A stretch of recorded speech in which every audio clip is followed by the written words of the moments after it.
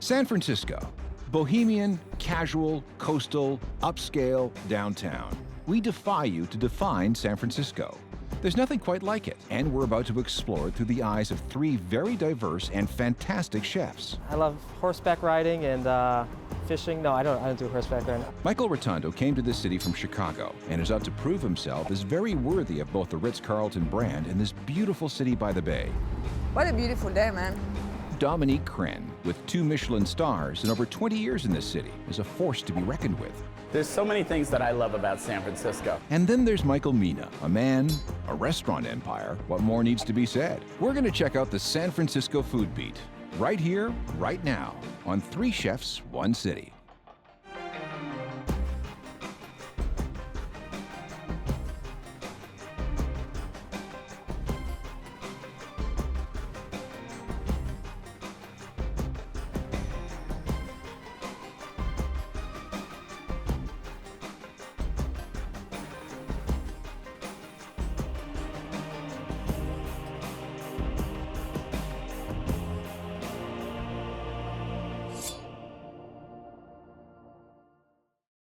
Three Chefs, 1 City looks at the world's great food destinations through the eyes of its 3 most standout chefs. This time, we're in San Francisco. From cable cars to beaches, wine country and fine dining to food trucks, San Francisco is a city that marches to the beat of a different drum. My name is Michael Rotondo. I'm Michael Mina. I'm Chef Dominique Crenn. This is my San Francisco. This is my San Francisco. I'm Patrick Hummel, and this is Patrick and Michael's San Francisco. Patrick, are you telling my secrets? San Francisco offers up every gourmet thing you could desire. Meet Chef Michael Rotondo. A native of Boston, Massachusetts, Rotondo trained and worked in both the U.S. and Europe before fulfilling a long-time dream to move to San Francisco. I love San Francisco. It's one of the most diverse food cities out there. There's just so many different types of cooking, cultures, and there's over like, 3,000 restaurants.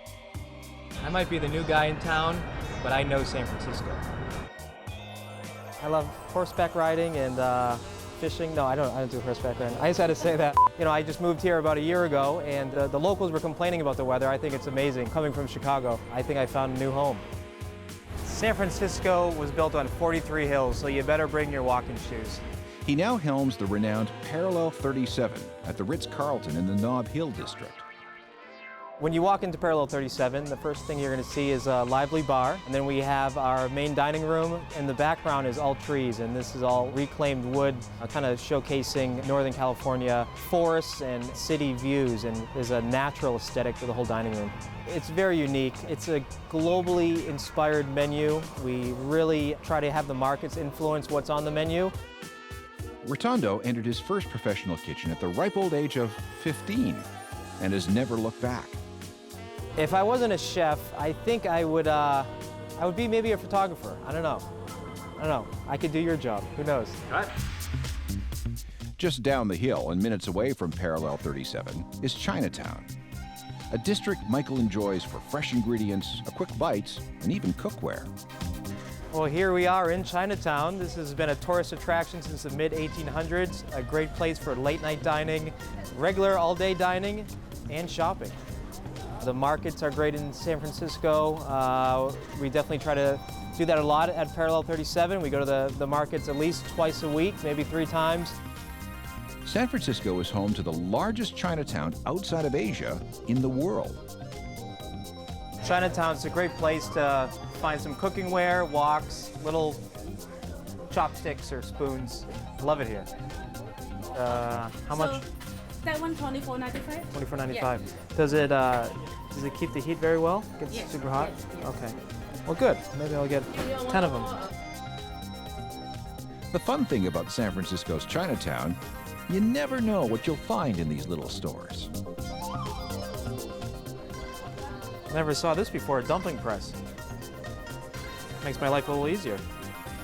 Okay, you may have known that chop suey was invented in San Francisco's Chinatown. But did you know that fortune cookies were too? True fact. Here we are in the fortune cookie factory of San Francisco. It was actually invented in this city. I come here at least once a week just to get my supply of fortune cookies.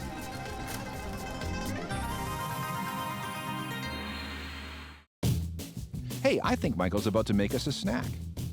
Today we're going to be cooking our famous green curry, mussels, and young snapper. To do this dish, first thing you have to do is make the green curry. We are going to get some garlic, do a little rough chop. Passionate about seafood and vegetables. And I think San Francisco is probably one of the best cities in America that showcases the best of those two elements.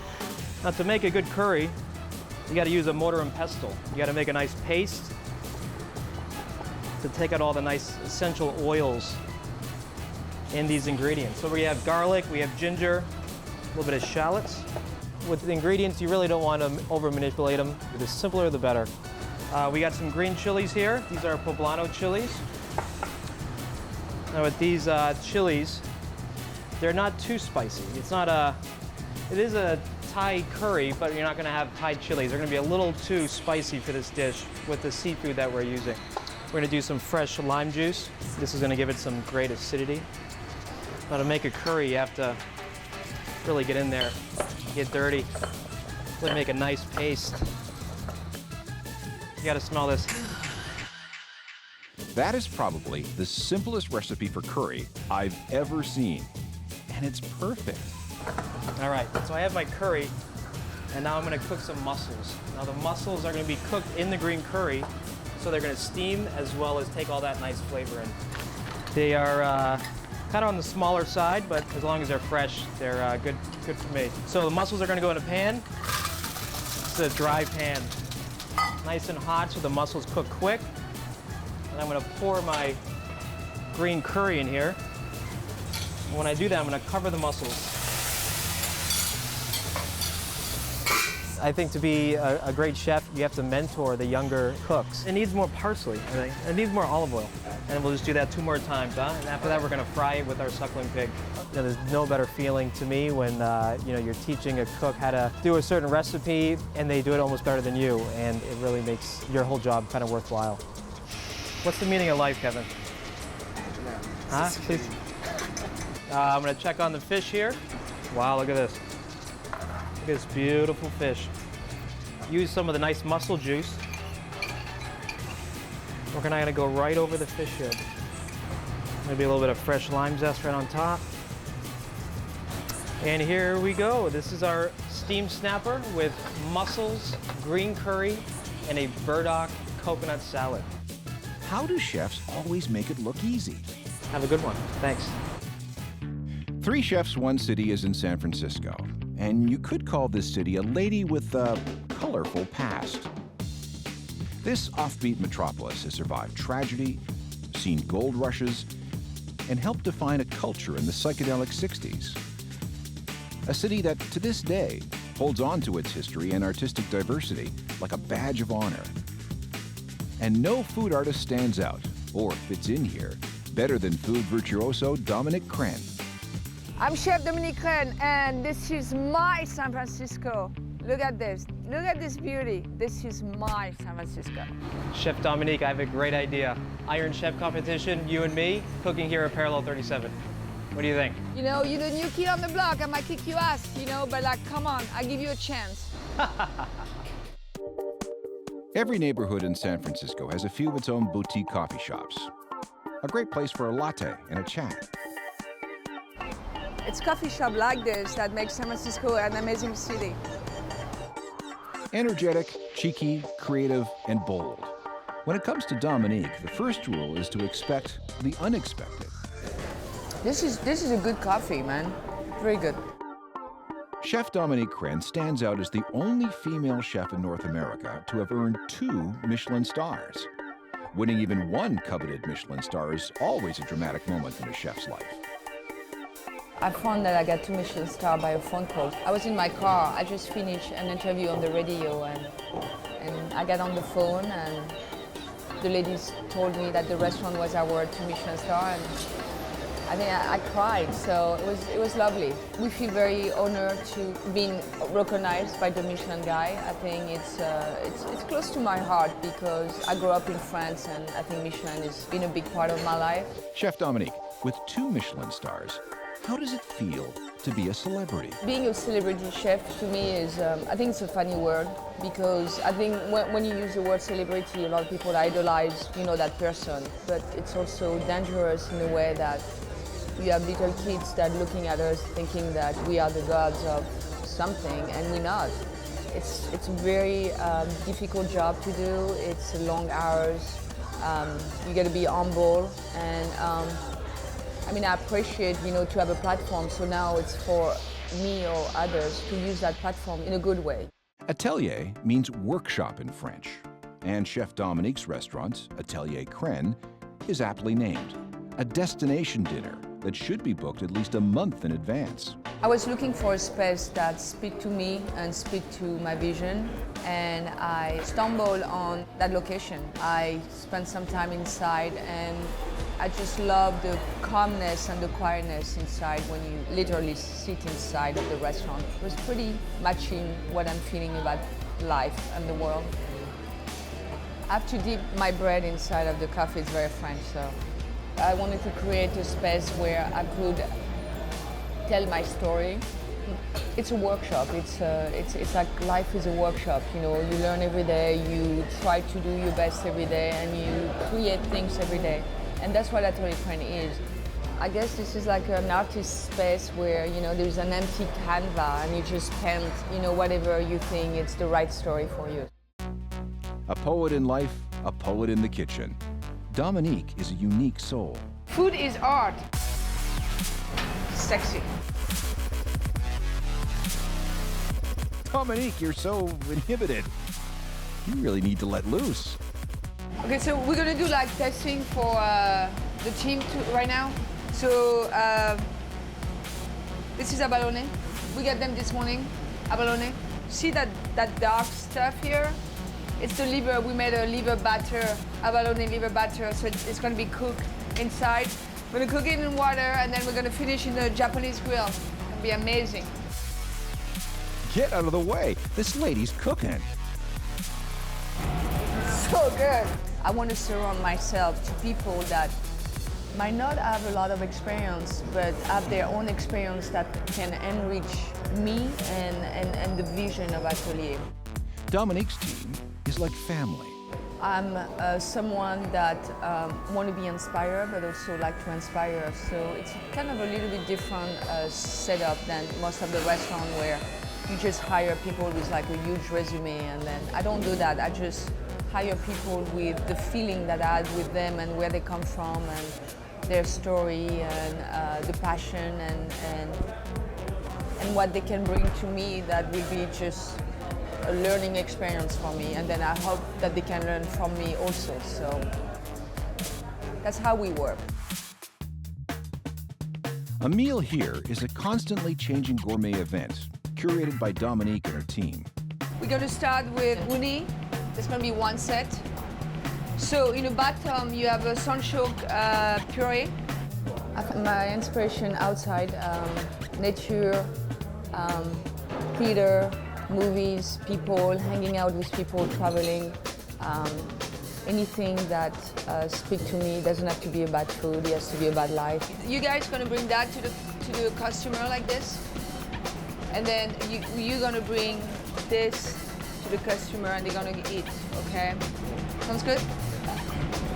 Nature is beautiful and nature presents itself in a beautiful way, so we need, we need to be like paying homage to nature, yeah, of course. Presentation is everything. Is that food or art?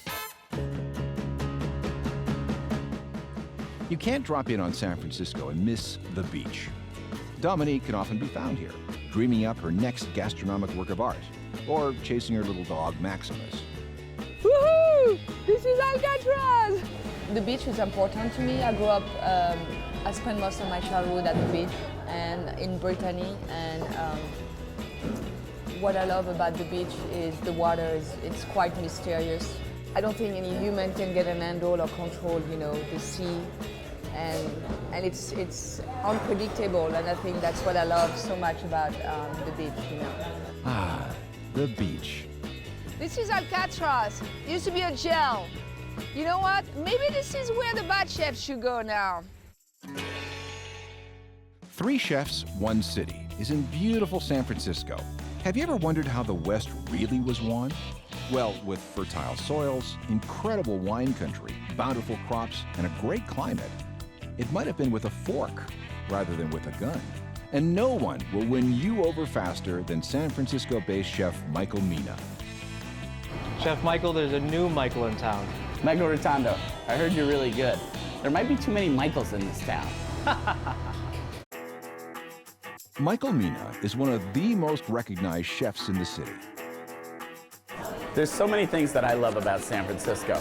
The diversity of people that live in San Francisco, from technology to arts to culinary to winemakers. I think it's one of those places where you're really blessed to get to do something in the arts in San Francisco. Okay, this place here, Tony's, this is one of the absolute must-sees when you come to San Francisco. Part of San Francisco's tradition, obviously, is North Beach. When you get to San Francisco, you have to come to North Beach.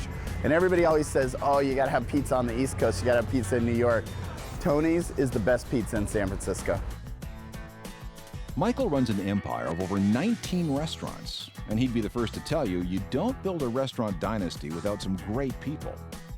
The reason that I think that Mina Group has been able to have 19 restaurants now is because you work with such professional people here. The reason why we've been successful as a restaurant company has been directly because of the group of people that I'm surrounded by. People like Patrick, who runs my company as the president of Mina Group, that's somebody that I've been together with 14 years.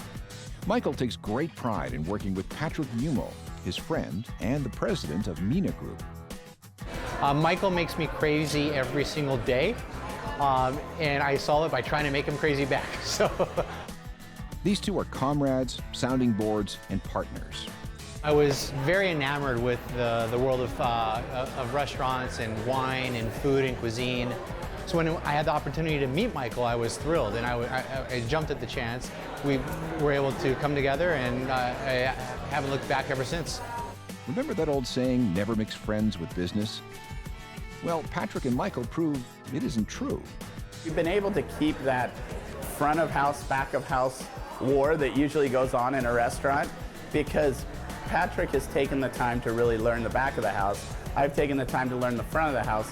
And so there's a mutual respect factor. People ask me, do I have to work hard to get my way? And it's really not about my way, it's about our way, and it's about what is the best way for the guests, what's the best way for the staff, what's the best way for the restaurant. The culture of our business is just like our friendship. It's about putting other people first.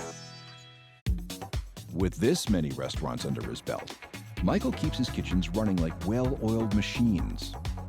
Look around. These are the training grounds of the next great chefs. I think that, the important thing when you have people working in your kitchen is really giving people the whole package in the sense of you're not going to learn everything from one person in your kitchen.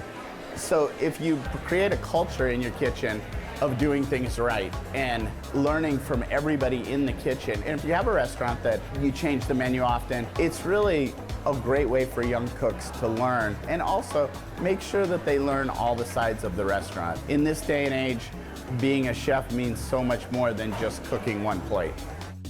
Michael Mina's is famous for their tuna tartare.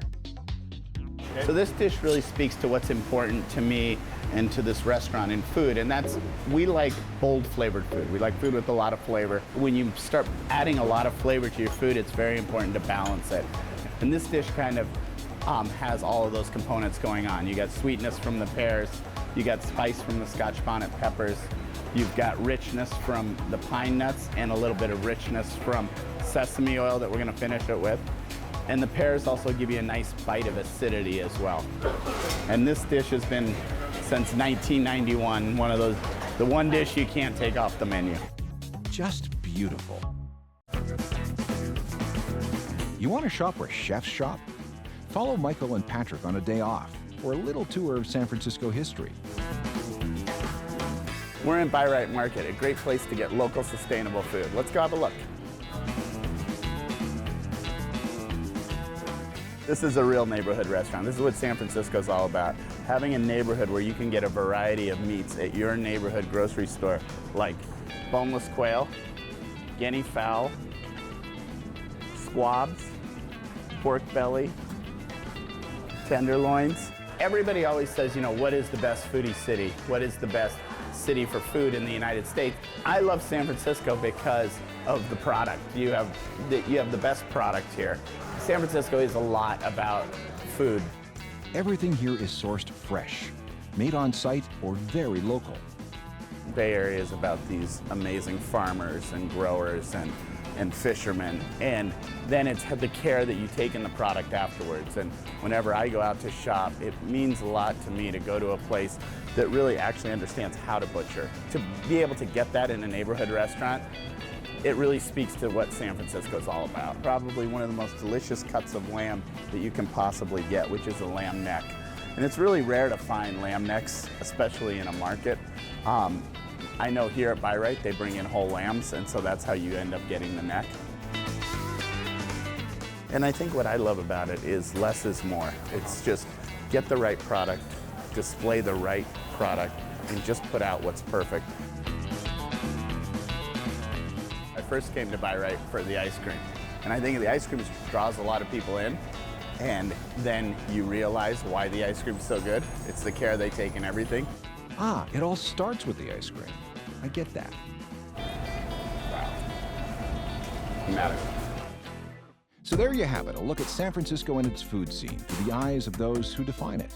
Chef Rotondo and his love of diverse culture, kooky poet and chef Dominique Crenn, and Michael Mina, the fine dining mogul.